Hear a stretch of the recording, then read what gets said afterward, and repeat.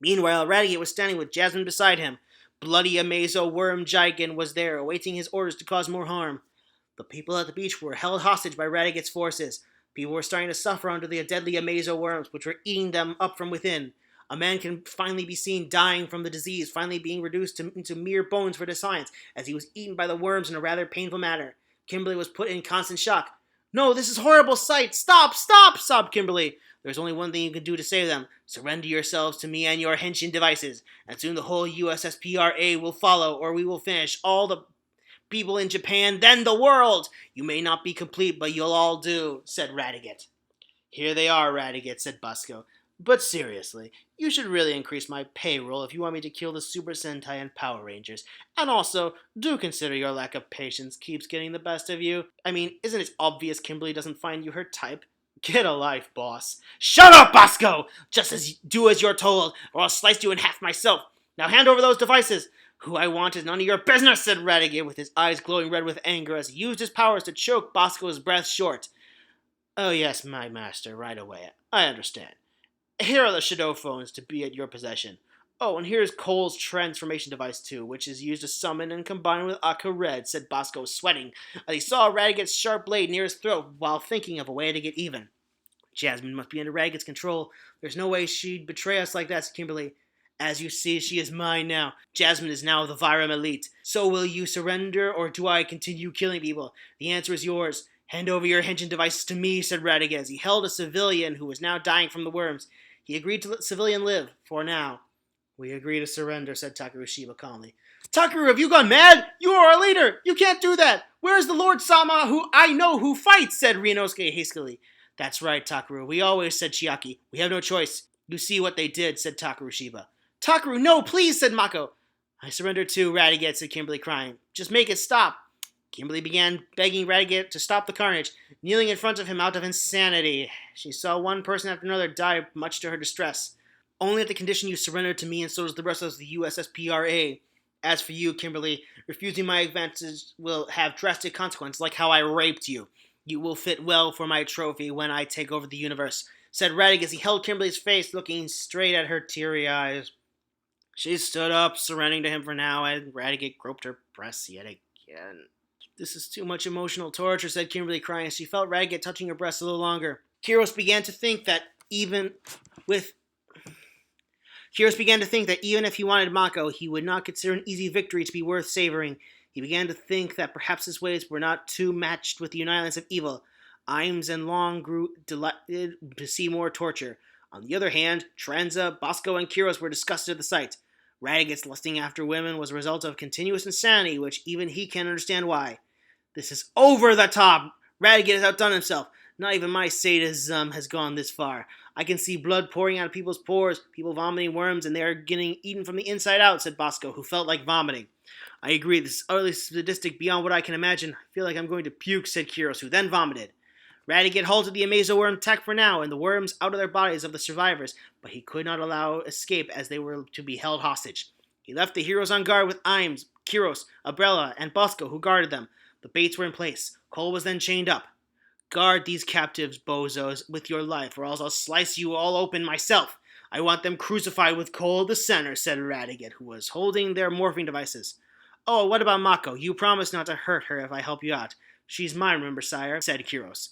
"She will be given to you unscathed, I assure you, Kiros. She's all yours. But do your job first to destroy the Super Sentai, and she'll come in your next payroll. Shinkengers, you will all go with me to my lair until I decide your fate," said Radiguet. "Yes, my lord," said Kiros. Then Radiguet appeared with the Shinkengers and Kimberly into his lair. Cole can be seen chained by the Griams. "Mako is too hot a chick for that scoundrel Kiros. I won't keep my promises to that creep. I'll keep her for myself. Mako should also be seen by my side as one of my trophies besides Kimberly and Jasmine.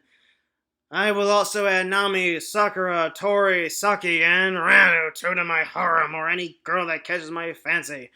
The more, the fucking merrier," said Radiguet, as his growing insanity made him do stuff that was pretty out of character. He felt his own power growing while his sanity diminished.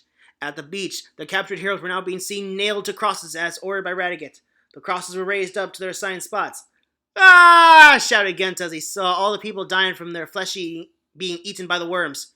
"Why? Why all the tortured humans? Why? Shouted Guy Ikarai as his cross was raised. Guy Ikarai, Tommy, Cameron, Justin, Mikoto, Shirogane, Go, Ken, Eric, Genta, Hiroto, Mio, Hikaru, and Tetsu were now all in their worst moments as they were crucified. Whoa, these two are wild, said Mikoto. Seriously, I think I need to exhale and inhale to recover. Blood and carnage is okay, but this is ridiculous. Slowly eating people's flesh from the inside out. What's next? Radiguet has outdone himself, aside from the fact he's been messing up with women, said Bosco, as he finally vomited after hours of nausea, but he wasn't done yet. Cole was now completely naked for all to see. Unfortunately for him, the steel chains were too strong for even him to break. Radiguet then appeared to jeer at him. Kiros, Imes, Bosco, and Long, and Trenza were there. Cole was released from his chains, but he was weakened while he tried to break them. He tried to get up, but was too weak. You'll never get away with this, Radiguet, said Cole. Ah, but I will. In fact, you will be the spectacle to show the end of the Super Sentai and Power Rangers, said Radiguet as he kicked Cole aside, stepping on his hand. Ah! Cried Cole. Well, Cole, declare my name and I may consider sparing you from crucifixion, said Radiguet while gleefully blasting Cole with blasts. Never, you monster, said Cole at the top of his voice. Very well then, crucify him as well. Cole was forced to be laid down to a cross after Radiguet had blasted him considerably. He was at a weakened state and could not fight back. A sad end to someone who could have worked for my purposes. Very well then, meet your tragic end, said Radiguet. Go ahead and crucify me. You cannot destroy the spirit of justice, said Cole. Bosco, Kiros, Long, and Trenza got one nail each. Bosco nailed Cole's right wrist. Trenza nailed Cole's left wrist. Kiros nailed Cole's left foot. And Long nailed Kiros' right foot. They delivered the nails one by one to maximize his agony. Cole screamed as the nails were driven through each assigned part.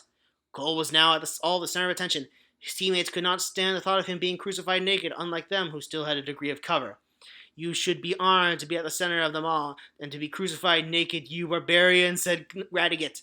You will never get away with this. Even if I die here, the spirits of Earth will get you for this, said Cole. Suit yourself. I still have the others to take care of.